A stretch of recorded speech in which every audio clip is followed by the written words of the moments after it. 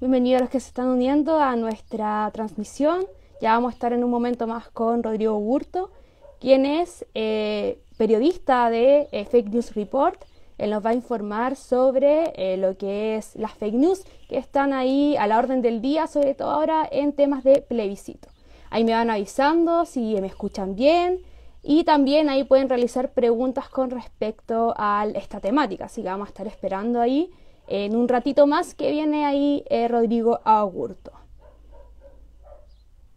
Vamos a ver si se encuentra. Bueno, todavía no se conecta, pero vamos a estar esperando ahí, así que por mientras pueden planear sus diferentes preguntas. También si quieren pueden prepararse un tecito. Perfecto, gracias. Ahí me dicen que se escucha. Y vamos a conectarnos en un ratito con Rodrigo Agurto, que aquí lo tenemos. Muchos saludos también ahí a todos los que se están conectando. Hola, Rodrigo. Hola, ¿cómo están? Bien, ¿y tú cómo estás? Bien, ¿me ven? Yo no me veo. ¿No te ves? No, te vemos perfectamente. Estás ahí en HD. Te ves muy bien.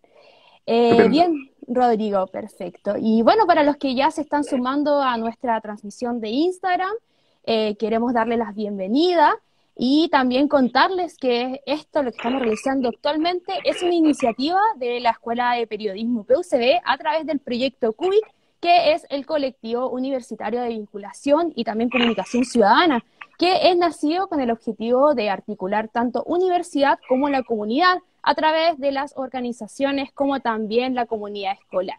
Y con este espacio nos queremos sumar a lo que es el próximo plebiscito del día 25 de octubre, que ya se viene a puerta ahí en unas semanas más. Y nosotros, nuestro objetivo es poder promover tanto la formación, la información como la participación de ustedes a través de los diversos aspectos de este proyecto y este plebiscito que se viene. Soy Catalina Balboa Miranda, estudiante de periodismo y también soy voluntaria del proyecto CUIC.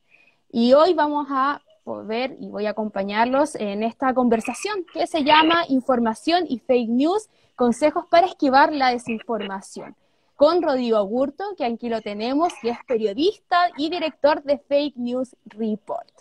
Así que ahí vamos a comenzar ya con esta conversación y también para poder informar ahí a las personas que quizás no conocen tu página, Rodrigo, ¿nos podrías comentar en qué consiste Fake News Report?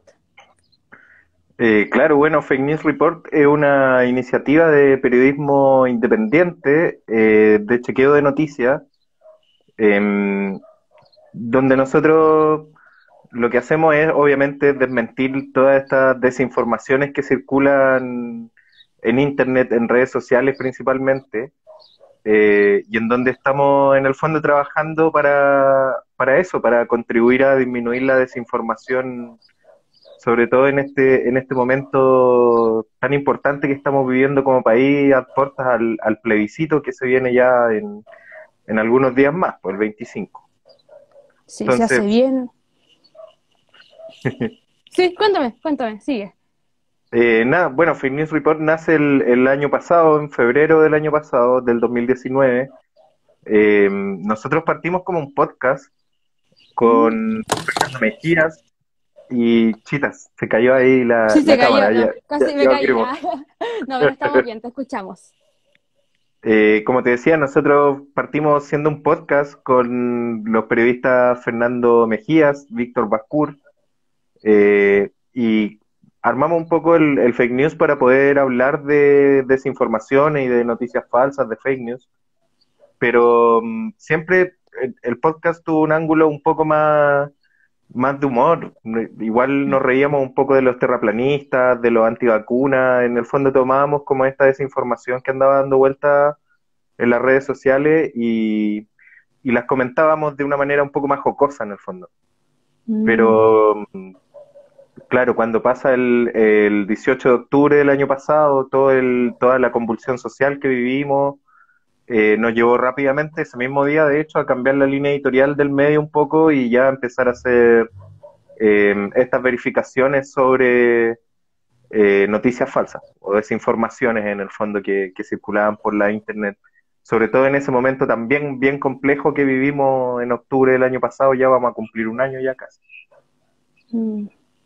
Sí, muy importante eso porque salen tantas informaciones, sobre todo en esos temas, como comentabas, lo del estallido social y también ahora con todo el plebiscito que hay tanta información y ustedes se encargan de verificar y poder orientar a la población y a la ciudadanía en sí. Y bueno, ligado a lo que hablabas con esto de las noticias falsas, ¿cómo han afectado en este caso al periodismo? ¿Ha cambiado la forma de realizar periodismo? Mira, yo creo que el fenómeno de las noticias falsas no es algo nuevo en realidad. De hecho, no es algo nuevo para nada. La desinformación eh, se ha usado desde muchos años antes. O sea, eh, por ejemplo, tomemos la guerra estadounidense versus España, en el fondo, a finales de 1800. Esa guerra que cambió la configuración mundial finalmente del mundo como era conocido hasta ese instante, se provocó en base a desinformaciones o noticias falsas que publicaban los medios en Estados Unidos, po. Entonces, por ese lado, la desinformación o la utilización de la información para conseguir ciertos objetivos, en el fondo usar la desinformación para lograr objetivos, eh, es una técnica muy antigua, digamos, no tiene nada de nuevo. Lo que sí es nuevo es la mezcla de estas noticias falsas o desinformaciones con el impacto que han tenido las redes sociales y también el vertiginoso desarrollo de la tecnología móvil. O sea, imagínate que en este punto hay más teléfonos móviles que chilenos y chilenas. Según la Subsecretaría de Telecomunicaciones, hay algo así como 2.3 o 2.4 teléfonos por chilena. O sea, eh, si lo mezclas todo, digamos, lo que obtiene es un poco la situación que estamos viviendo ahora, donde finalmente la desinformación abunda en las redes sociales y además de eso, eh, es muy fácil consumir este tipo de contenido porque nos llegan a nuestro móvil, que en el fondo está en nuestras manos, en nuestro bolsillo todo el día. Sí. Entonces, esa combinación es lo nuevo, diría yo, que viene sucediendo en los últimos 5 años, más o menos, diría yo, de una manera que cada vez se acelera más, encuentro. Hay mucho más contenido generado por estas comunidades de bots o de inteligencia artificial o por estas empresas que se dedican a instalar postverdades para ciertos intereses, pues, ya sea de grupos económicos, grupos políticos, grupos empresariales. En el fondo depende de quién esté financiando nomás a la empresa, quién le esté pagando a empresas como Cambridge Analytica nomás en el momento. Sí. Es interesante ese tema, que también hay ciertas redes sociales que avanzan mal los fake news y todo esto gracias a la misma comunidad, porque si bien bots pueden crear las noticias, la comunidad la esparce, la comunidad la crea y, o sea, esparce todas estas noticias que al final llegan a un punto que no sabemos en qué creer. Así que por eso el trabajo que hacen ustedes, ahí tienen que jugar en jaque y poder identificar qué noticias son falsas y qué noticias son reales.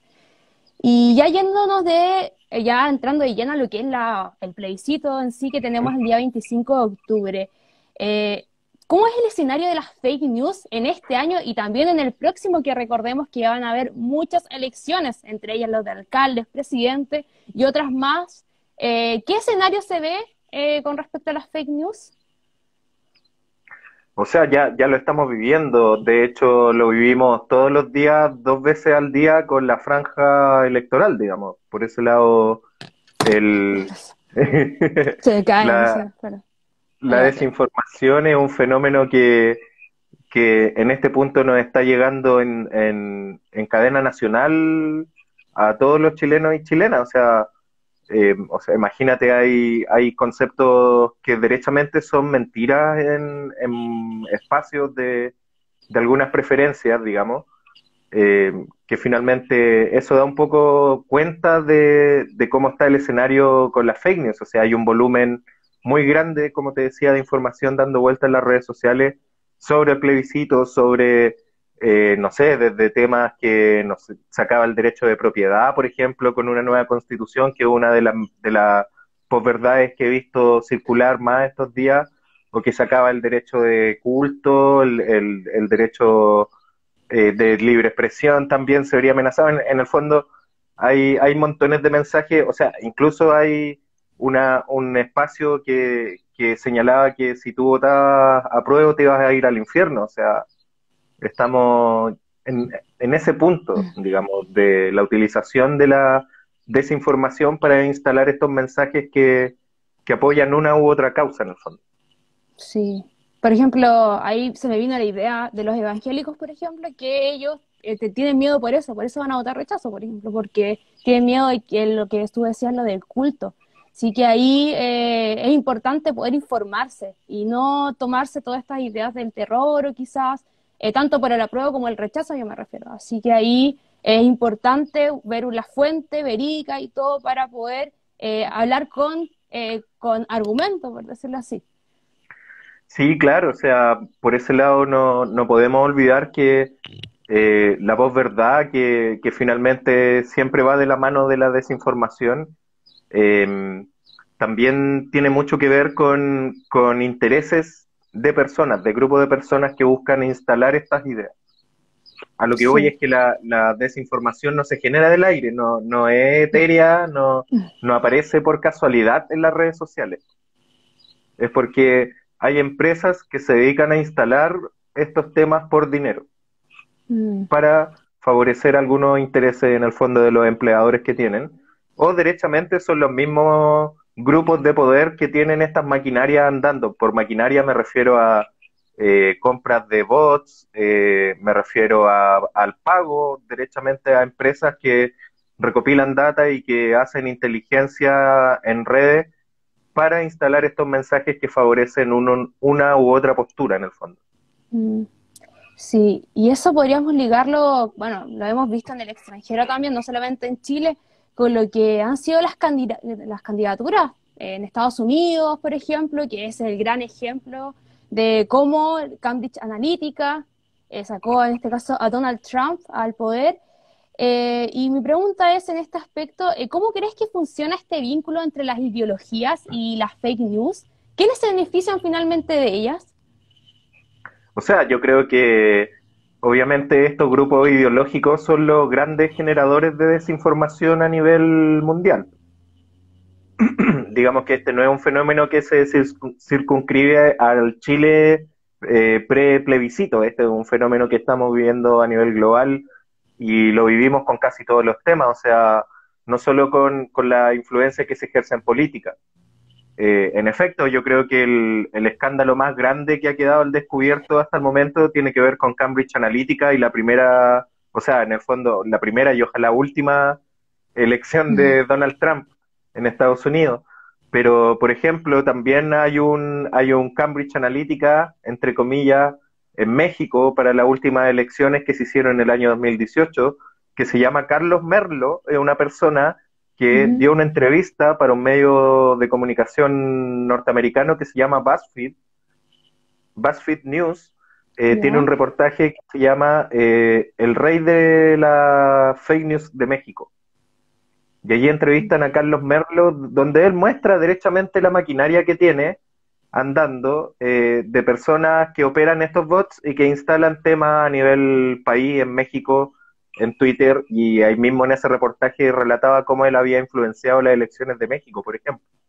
Y no Mm. era nada glamuroso como Cambridge Analytica, porque nosotros, por ejemplo, en ese documental de Netflix de Cambridge Analytica, se ve todo como muy glamuroso y una empresa que era una transnacional de comunicaciones que tenía sede en Inglaterra, tenía sede en Estados Unidos, tenía sede en Europa. Finalmente, Carlos Merlo es un hijo de vecino, por decirlo de alguna manera, un parroquiano de México, motivado con las redes sociales, que compró un par de computadores y le paga a un par de tipos para que estén instalando estos mensajes, ¿no? Muy lejano a todo ese glamour que nos muestran de Cambridge Analytica en el fondo. Lo que también nos da a entrever de que en la realidad, en este punto, hay cientos de empresas pequeñas, grandes, medianas, particulares que trabajan en este rubro, que están haciendo ese trabajo de instalar desinformación a cambio de dinero. No es otra manera. Entonces, si tú me preguntas el vínculo entre las ideologías y la noticia falsa, yo te digo que las ideologías son los principales pagadores de la creación de desinformación, porque obviamente están protegiendo un interés.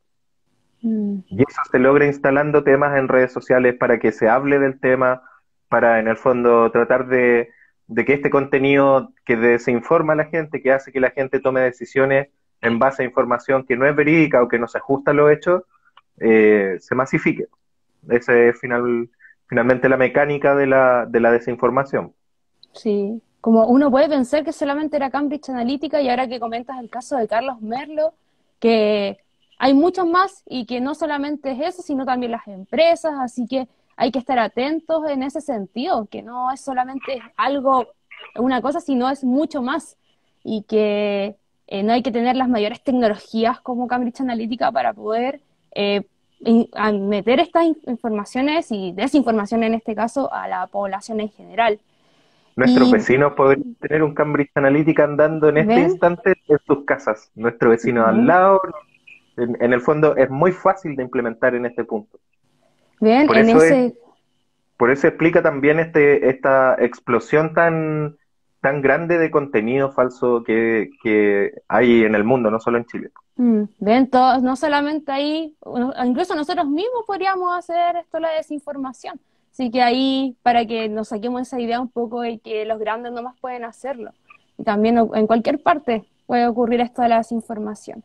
Y bueno, Rodrigo, yéndonos más a lo que es el plebiscito en sí, y estamos en medio también de la pandemia, esta pandemia que ha generado que utilicemos más las redes sociales y también nos conectemos vía online.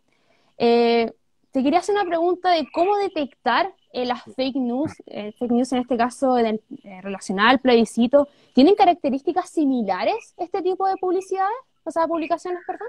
Sí, claro, o sea, la receta, entre comillas, para hacer desinformaciones o para crear noticias falsas, siempre es la misma, po. Es muy estándar la fórmula para hacer la desinformación. Generalmente es una información que o es muy rimbombante, es muy descabellada, es muy impactante, eh, y generalmente va muy de acuerdo a nuestro propio sesgo de confirmación.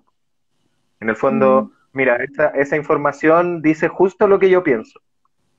mm, ¿No ha pasado con algún u otro contenido en las redes? sí. Pero claro, por ese lado y que es la recomendación que nosotros hacemos siempre en el Fake News Report, es que hay que verificar antes de compartir. Porque de hecho también hay muchos estudios hechos en muchas universidades de este mundo, digamos, que señalan que eh, la desinformación de partida se viraliza de manera mucho más rápida que la información real, entre comillas, por un lado. Y por otro lado también hay un tema eh, perdón, que estaba justo pensando, se me cruzaba la idea. Como te decía, hay un tema de que la desinformación está comprobado que se viraliza de manera mucho más rápida que la información real o que las aclaraciones. Por Mm, ese lado, entonces, eh, es nuestra recomendación de verificar antes de compartir, porque mm, siempre todo lo que te parece demasiado maravilloso o que calza mucho con tu pensamiento probablemente sea una exageración o sea una fake news que apunta a instalar un concepto.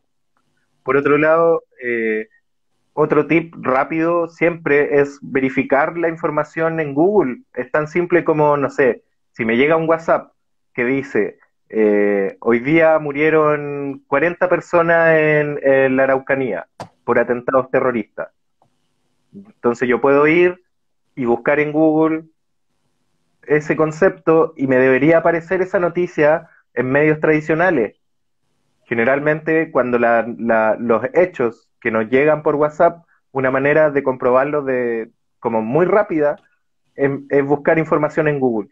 Si esto aparece en medios tradicionales, quiere decir que es un hecho que está comprobado, más allá de la opinión que podamos tener de los medios de comunicación tradicionales en este punto, que mm. también esa es una crisis muy latente que se vive, la falta de confianza en los medios de comunicación por parte de los usuarios.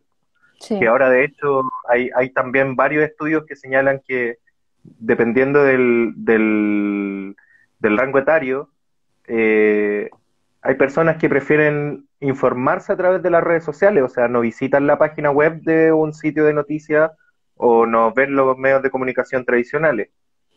Eh, por ese lado, insisto, más allá de la falta de credibilidad de la que sufren los medios de comunicación, los colegas que trabajan en los medios de comunicación en su mayoría son profesionales muy serios que hacen su trabajo, en el fondo, Mm, ¿ya?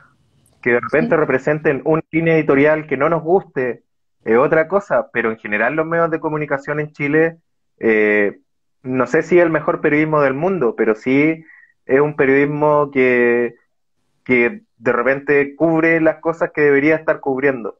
No digo que sea el mejor periodismo del mundo, podría ser mejor, obviamente. Eh, pero a lo que voy es que una manera rápida de comprobar lo que nos aparece en las redes sociales y que suena como muy rimbombante siempre, es salir de las redes sociales y buscar contenido en medio establecido. Mm, Por otro lado, también el llamado es siempre a dudar de lo que nos llega de las redes sociales, preguntarse, ¿quién escribió esto? ¿De dónde salió esta información? ¿Cuál es la fuente? Eso mm, siempre es algo súper importante. Cuando nos llegan cadenas, por ejemplo, en WhatsApp, no sé, las típicas cadenas de clásicas que son como mi sobrino que es militar me avisa que se están acuartelando y que va a venir no sé qué cosa. Ya, ese tipo de informaciones por lo general, eh, en el fondo de todas las cadenas que yo he escuchado de WhatsApp de ese formato, una cantidad muy mínima ha resultado ser cierta. Muy mínima, el 1% con suerte. Entonces, por ese sí. lado también es a desconfiar de todo, a preguntar cuando la persona que nos envía ese audio, que generalmente nos reenvían ese tipo de audio, es preguntarle, po. No sé, yo siempre hago el ejercicio con mi familia, con mis amigos, les digo, bueno, ¿quién te envió esta información? ¿Es una fuente confiable? ¿Salió de algún medio de comunicación? ¿Quién es la persona que está hablando? ¿Quién escribió este mensaje originalmente? Eso Mm, también es una forma muy simple de asegurarse del contenido que estamos compartiendo. Pero finalmente, como te contaba, la difusión de las noticias falsas es mucho más rápida que las noticias reales y es justamente porque las personas, por lo general, se dejan llevar por su emocionalidad más que por su racionalidad cuando leen una información de este tipo, mm. que es un poco también la definición de posverdad, pues, que se define Sí, como una mentira emotiva finalmente, pues, que está diseñada para gatillarnos algo intestino, algo que nos impacte. exacto, pues, algo Sí. que nos cause alguna emoción en el fondo. Y en base a esa emoción es la que actuamos, no en base a nuestra racionalidad. Mm, Entonces, antes de compartir cualquier contenido, lo lógico sería, el primer paso es leer el contenido. Hay mucha gente que comparte el contenido solo por el titular y no abren el contenido. sí, ocurre El muchas primer, veces. exacto, el primer paso es siempre abrir el contenido y leerlo. Y si el contenido nos parece sospechoso, eh, buscar en Google, buscar qué dice Google, qué aparece, salir un poco del medio ambiente de las redes sociales y buscar en otros lados, tratar de contrastar la información por otras fuentes, siempre preguntarse quién escribe esto, de qué fecha es, etcétera, Mm. etcétera. Yo creo que esos son como tips súper básicos que cualquier persona puede implementar como un hábito para leer un poco las noticias en las redes sociales. Sí, y también para no producir toda esta alarma pública, como tú dices, a veces estas fake news como que captan tanto, a mí me ha pasado, familiares que me dicen, oye, mira, puedes ver esto, ¿es verdad o es mentira? Y uno después tiene que ir a investigar y revisar, porque eso es lo que se debe hacer. A veces como que uno comparte y comparte y en verdad no ha verificado bien la información. Y como tú dices, también ese es el rol de la ciudadanía, en cierto modo, que tiene que estar ahí atenta y poder inmiscuirse más allá de solamente ver la información en sí. En efecto, yo creo que hace falta mucho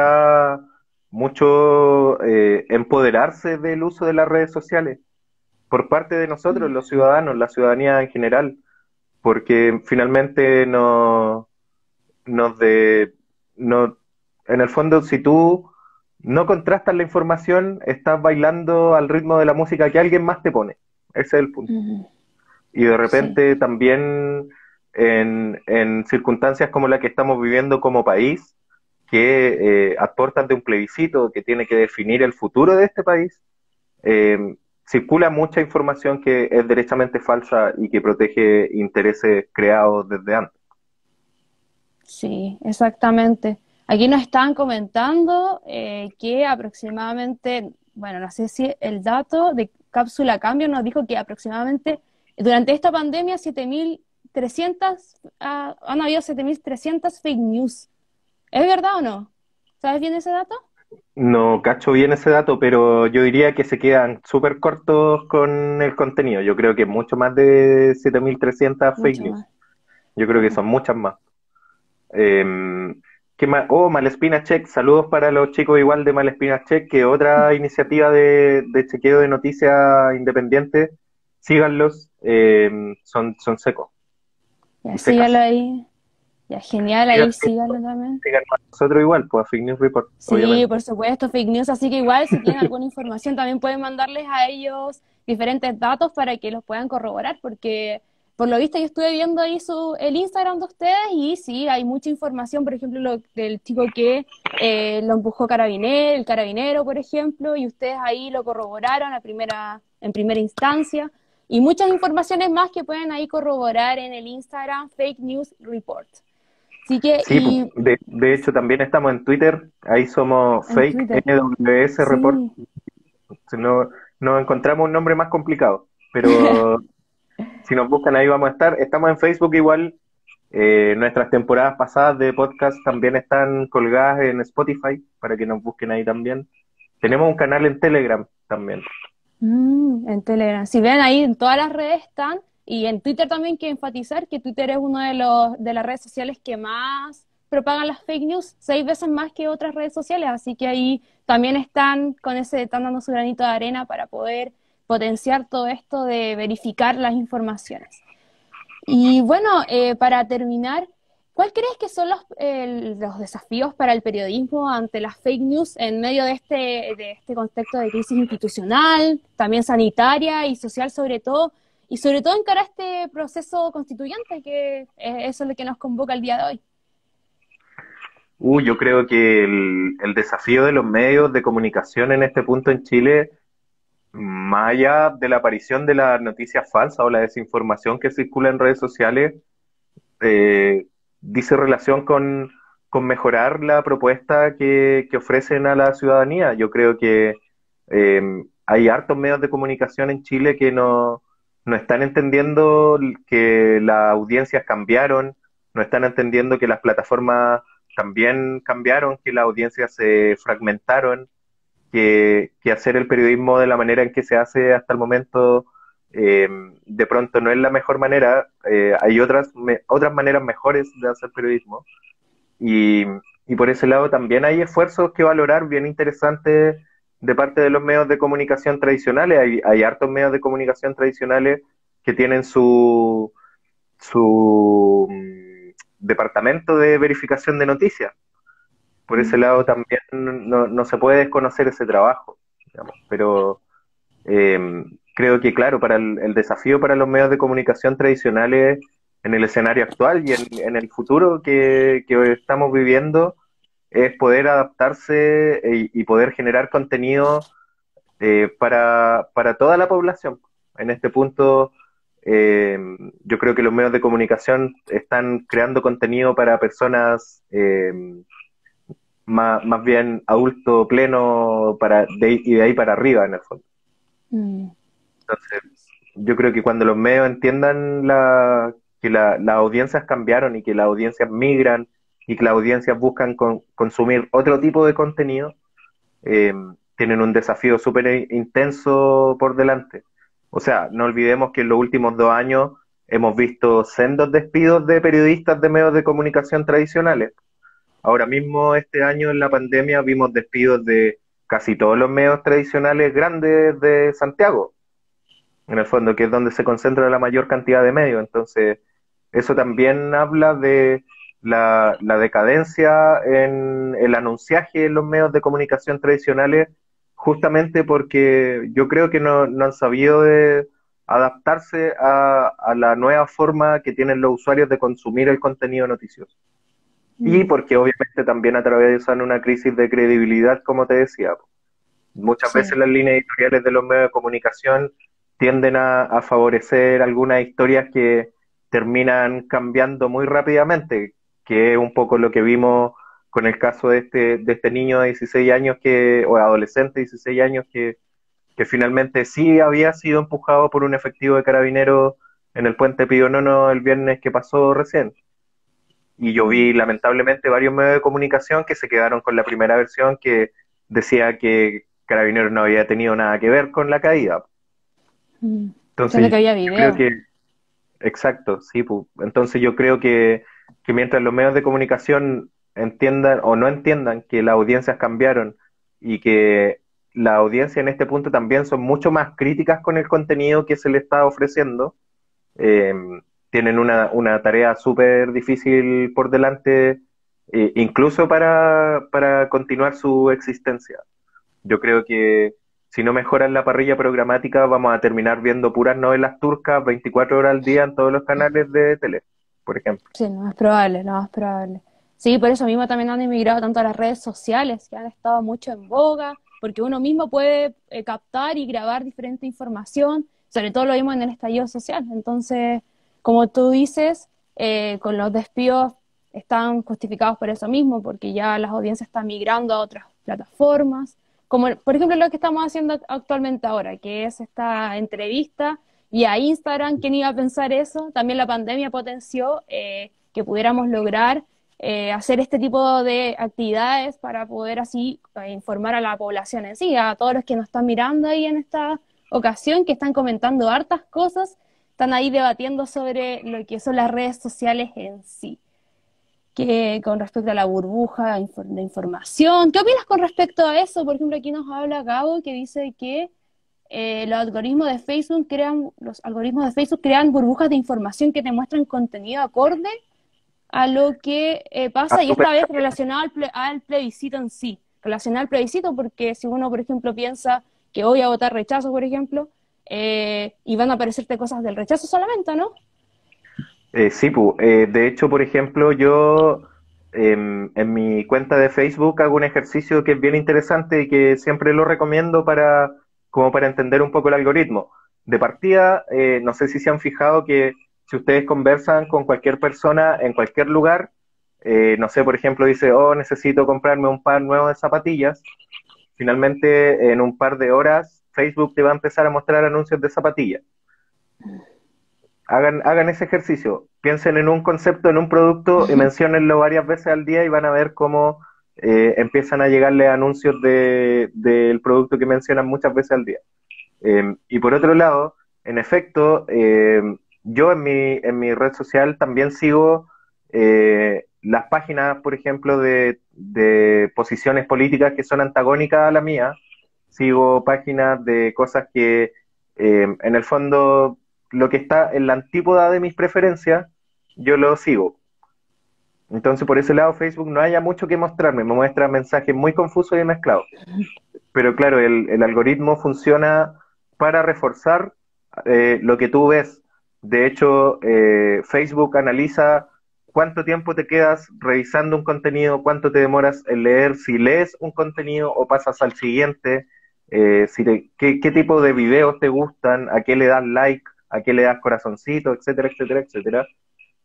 Y con eso construyen un perfil súper acabado de tus preferencias. Y eso efectivamente contribuye a que el algoritmo te muestre información que solo vaya en línea con lo que tú crees.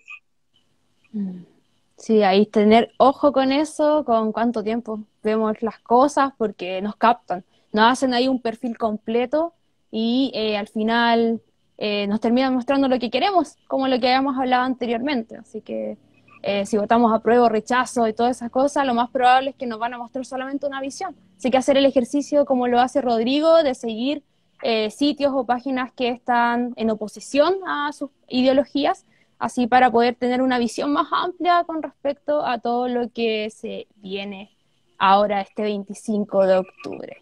Así que Exacto. ahí nos están Oye, comentando también de Siria. una cosita, dice, Cuéntame. ahí Cris de Breeze, no es que no se escuchen, tú les das información de gratis sin ningún daño a corto plazo.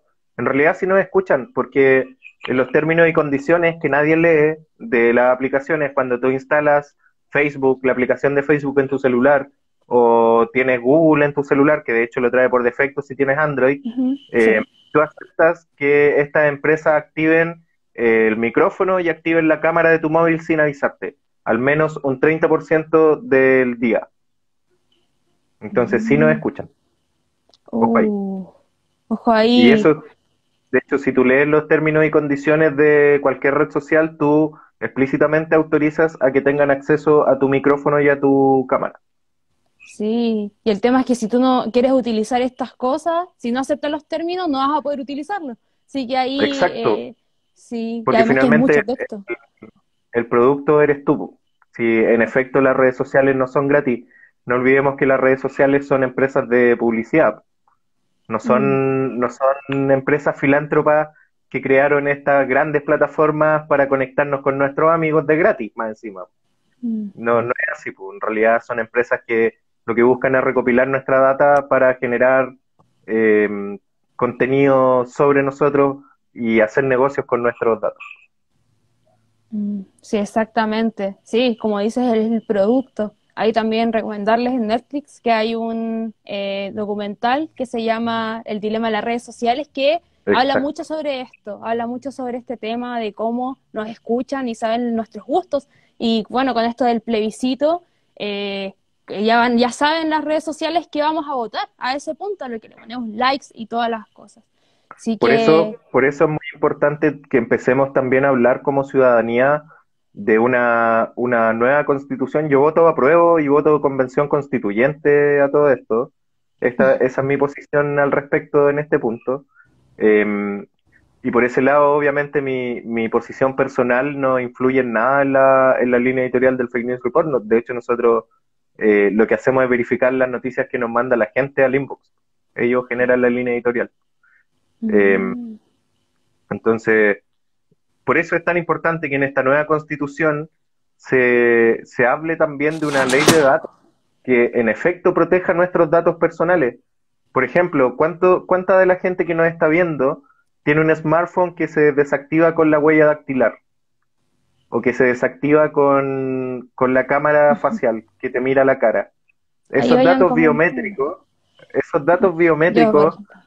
te los queda una empresa que tiene tu cara, que tiene tu huella digital, sabe dónde vives, sabe cuánto rato estás ahí en internet, sabe qué consume, abre tu micrófono y tu cámara al menos un 30% del tiempo de todo tu día, y además de eso, hace negocios con los datos que recopila sobre ti. Oh, qué miedo, qué miedo. O sea, uno cree que es muy fácil, ya la huella dactilar sería, pero ahora como lo comentas, es mucho más que eso. O sea, tienen todos nuestros datos visual, y lo más probable es que capten aquí mi cara, tu cara, todo, y después ellos lo venden, como tú decías anteriormente, que somos el producto, al fin y al cabo.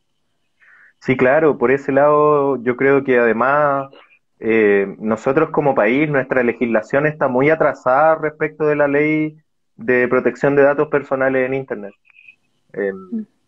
hay montones de casos al respecto, pero, o sea, hagan el ejercicio, búsquense en Google, pongan su nombre en Google y vean qué aparece de ustedes. Pongan su root en Google y vean qué aparece de ustedes. Sí. Entonces, por ese lado, hay un tema muy grande con nuestros datos, nuestra privacidad de datos, que yo creo que es necesario que se hable también y que esté asegurado ese derecho en la nueva constitución. Sí, ahí dice Hei Su Len, que dice que las empresas de las redes sociales se parecen al registro civil. Yo creo que mucho más que eso, si nos conocen hasta la vida cotidiana, lo que hacemos, en qué momento dormimos, en qué momento hacemos ejercicio.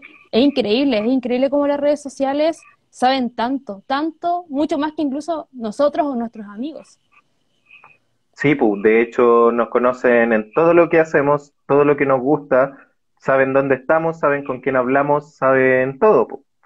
Entonces, por ese lado igual a mí me da un poco de escalofrío pensar que de pronto en este país pueden entregar mis datos, la empresa que yo contrato para que me provea de internet puede entregarle mis datos a la policía sin una orden judicial, por ejemplo.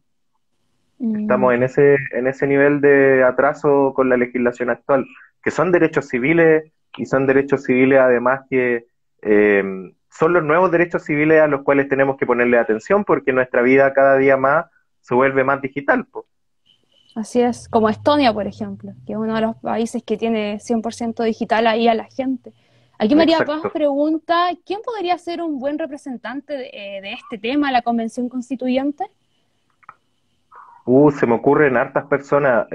Por ejemplo, para el tema de protección de datos personales, indudablemente la Fundación Datos Protegidos son todas muy capas y capos allí. Su presidenta, su directora, Jessica Matu, es una de las especialistas, eh, yo diría una de las, o si es que no la mejor abogada que hay en este país respecto del tema de protección de datos.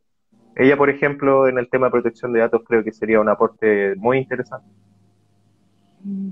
Sí, ahí tenemos un nombre, Jessica Matus, y sería muy bueno que estuviera ahí representando ese tema porque, como tú dices, cada vez va creciendo. Ya después quizá vamos a llegar, ya en unos años más, no sé cuántos años más, porque todavía queda harto que vamos a poder tener quizás todo digitalizado, como Estonia decía anteriormente, que tienen ellos en la nube toda su información. Así que eso se viene un tema fuerte y sobre todo ahora con temas de plebiscito y elecciones, que va a estar muy en boga, ¿no es cierto? Así es. En Sí. efecto, de hecho, eh, es muy interesante también el tema de este plebiscito en pandemia, un poco más allá de las fake news, pero siempre pensando en lo digital, ¿no? Eh, en- por ejemplo, abre a la pregunta de si es necesario habilitar el voto electrónico en nuestro país. Mm, ¿Cachai? Yo sí. creo que ese es un gran tema del que en un momento nuestro presidente estaba muy interesado y de la noche a la mañana dejó de hablar de eso. Igual es bien paradójico considerando la pandemia eh, y considerando que el voto electrónico podría ser una buena solución para el país, por ejemplo, en este punto del plebiscito. Pero claro, o Mm, sea, falta yo creo que se desarrolle tecnología en ese punto. En lo personal, yo no soy muy fanático del voto electrónico. Yo creo que el acto de ir a votar en papel también tiene que ver con un acto democrático que nos corresponde hacer como ciudadanos y ciudadanas.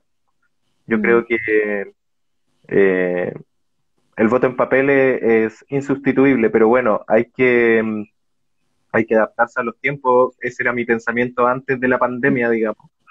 Pero en este punto creo que el voto electrónico es una posibilidad que debería estudiarse y legislarse y hacerlo de manera muy pulcra y de muy buena factura, digamos, porque en el fondo mi única aprensión con el voto electrónico es que yo parto del supuesto de que no existe ningún computador en el mundo que no se pueda hackear, versus que los papeles en realidad es más difícil hackearlos.